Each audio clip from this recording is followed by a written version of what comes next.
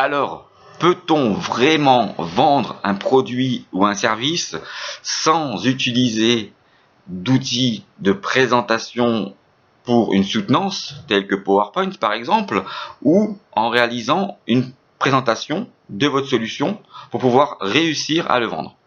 Alors, c'est un sujet qui m'intéresse car il participe effectivement à l'amélioration de la performance commerciale, de savoir s'il faut utiliser ou pas des outils, des supports pour pouvoir réussir à vendre. Et donc l'utilisation de PowerPoint peut en faire partie. On peut illustrer pour nous aider à vendre dans PowerPoint, par exemple, une explication sur une problématique pour exposer la solution qui sera la bonne pour votre client. Et donc, c'est un débat, puisque en fait, il y a des consultants, des coachs, etc., qui vous disent maintenant, pour réussir à vendre, il faut faire de la vente émotionnelle et ne plus utiliser des supports de présentation tels que PowerPoint pour réussir à vendre. Alors, c'est un débat et c'est une discussion que l'on peut avoir, c'est sûr. Et j'ai essayé donc d'analyser et de comprendre pourquoi ces gens-là vous disent cela. Alors, je suis allé sur YouTube, j'ai regardé des vidéos, j'ai lu des articles sur Internet, ce qui se passe sur LinkedIn également. Et en faisant toutes ces recherches, je me suis aperçu d'une chose, c'est que je pense que les personnes qui essayent de vous vendre cette idée que pour pouvoir vendre sans utiliser d'outils de présentation ou de réaliser une démonstration, n'ont jamais dans la vente B2B, à mon avis, pratiqué la vente à un certain niveau.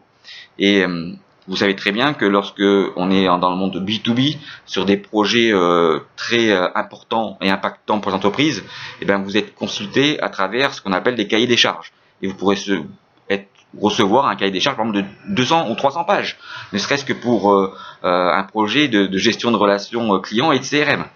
Et ce premier document sera simplement que l'appel d'offres.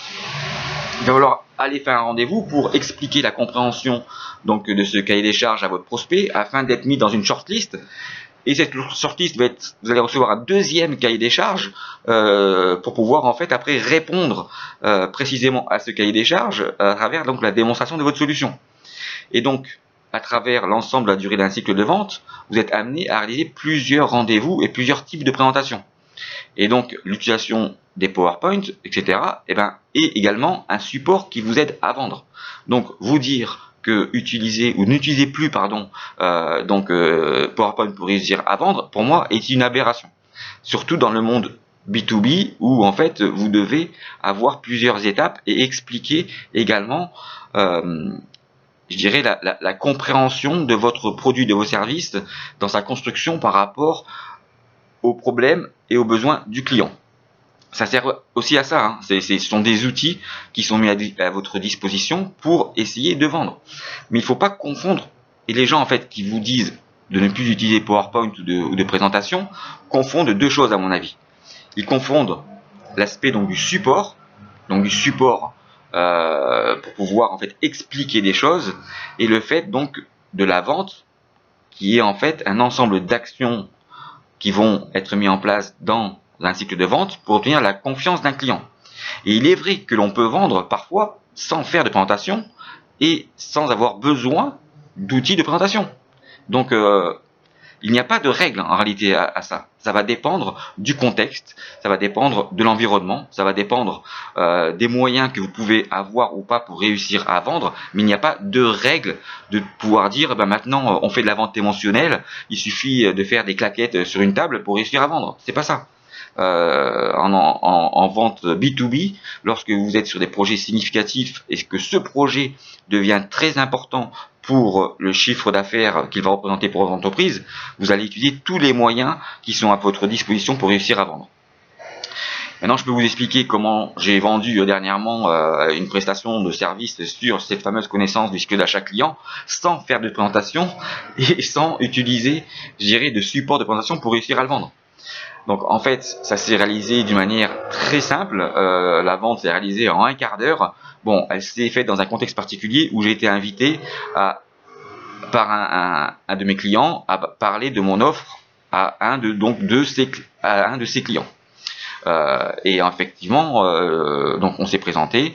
Il m'a dit tiens, va parler. Donc c'est lors d'une réunion. Il m'a dit tiens, tu devrais, Jean-Marc, parler de sa solution à cette personne que je connais. Donc je me suis présenté, on a échangé, et en fait donc j'ai écouté effectivement, j'ai demandé à cette personne-là de me présenter donc sa société et ce qu'elle faisait, d'accord. Et en fait après moi je lui ai dit moi j'aide simplement, lorsqu'il m'a demandé mais vous qu'est-ce que vous faites, j'aide tout simplement les entreprises et les commerciaux à mieux comprendre le fonctionnement du cycle d'achat en complément de leur technique de vente pour essayer d'être plus performant. Et en fait, comme beaucoup, quand j'ai prononcé le mot cycle d'achat client, il a confondu avec les processus d'achat que les entreprises peuvent avoir pour pouvoir effectivement consulter un marché et après choisir et sélectionner des prestataires. C'est pas du tout ça le fonctionnement du cycle d'achat client. Et donc, je lui ai posé une question toute simple. Je lui ai dit, voilà, imaginez que je vous donne une baguette magique, d'accord ? Mais que cette baguette magique, comme elle est magique, vous pouvez l'utiliser qu'une seule fois. D'accord ? Et pour qu'elle marche, vous allez devoir taper au bon endroit pour pouvoir en fait la faire fonctionner. Et quel que soit l'endroit où vous allez taper, ça va marcher. Alors maintenant, j'aimerais que vous me dites, dans vos entreprises, ce que vous souhaiteriez améliorer dans l'ensemble du processus marketing jusqu'au closing d'une opportunité pour pouvoir rendre vos commerciaux plus performants. Alors la personne a commencé à réfléchir. Elle m'a dit, mais c'est quand même pas cette question, elle est compliquée. Je lui dis non, mais moi je ne vous connais pas. C'est à vous de me dire à quel endroit dans votre processus marketing et commercial vous souhaiteriez utiliser cette baguette magique pour justement, en tapant sur cet endroit, je vous garantis que ça va fonctionner pour pouvoir être plus performant. Donc à vous de choisir l'endroit où vous voulez taper dans votre processus pour pouvoir l'améliorer. La personne commence à réfléchir, puis elle me dit par rapport à la situation actuelle, c'est vrai, nous on investit pas mal d'argent en marketing, on s'est généré des leads, etc. On a des opportunités, etc. Et continuez à essayer de me dire effectivement quel endroit ou quelle étape vous souhaiteriez améliorer pour vous rendre plus performant. Et le patron de cette boîte m'a dit, il y a un endroit que j'aimerais vraiment améliorer, c'est justement l'étape où en fait on envoie donc des devis à des clients et que ces devis ne se transforment pas en chiffre d'affaires. C'est-à-dire que non, on a une perte donc du taux de transformation de nos opportunités par rapport au nombre de devis que l'on envoie. Et un devis, ça nous coûte beaucoup d'argent. Parce qu'en fait, on est sur des projets significatifs, il y a beaucoup de travail, et donc en fait, envoyer des devis, c'est bien, mais s'ils ne se transforment pas, il y a un vrai problème. Donc voilà l'endroit où j'aimerais que l'on puisse taper. Et donc je lui ai expliqué, justement, maintenant je vais vous montrer à travers le cycle d'achat client comment on peut améliorer donc ce taux de transformation. Et je lui ai dit, mais si je vous démontre que en faisant cela, je peux ou on peut améliorer votre transformation, est-ce que vous allez me faire confiance? Et il m'a dit, oui, si vous me démontrez maintenant que à travers cette connaissance, on va pouvoir améliorer la transformation de nos opportunités, bien sûr, je peux vous faire confiance. Et c'est comme ça que 2 jours après, j'ai pu recevoir un bon de commande par rapport effectivement à une première intervention que j'ai réalisée pour expliquer à l'ensemble des dirigeants et des commerciaux et des gens du marketing ce qu'était réellement le fonctionnement et la connaissance du cycle client. En tous les cas, je vous souhaite à tous et à toutes une excellente journée.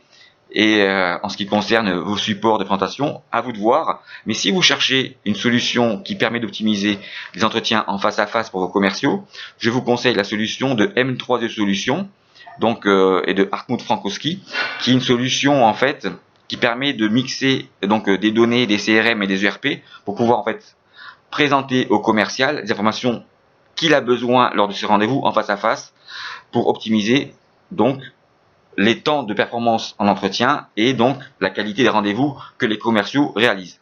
Je vous souhaite à tous encore une très bonne journée. À bientôt.